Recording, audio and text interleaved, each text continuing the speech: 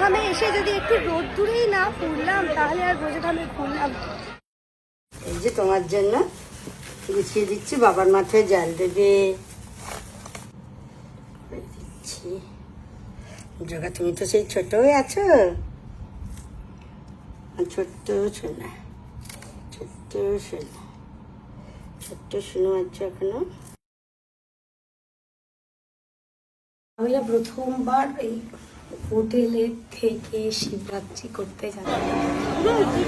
কোনো এক ধামে শিবরাত্রি পালন, এটা আমার মনে হয় যে কোনো যারা ডিভোটি তাদের জন্য স্বপ্নের মতন, এবং আমার কাছেও তাই ছিল।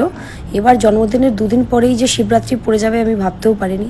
কিন্তু মেন যে জিনিসটা সেটা হলো যে ভিডিওটা কেন শেয়ার করলাম, আমার বাবা মা সব কিছু কীভাবে অ্যারেঞ্জ করে দিয়েছে দেখো। হোটেল রুমে বাইরে গিয়ে কোথা থেকে সকালবেলায় 2 ঘন্টা ধরে ঘুরে ঘুরে সব খুঁজে কিনে নিয়ে এসছে, ঝুড়ি ঘুটি সব কিছু।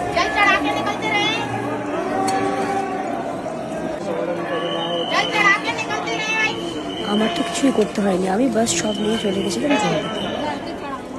And the best part this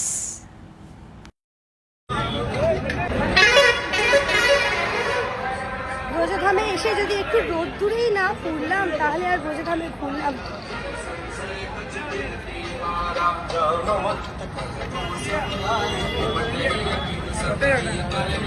চার ধাম।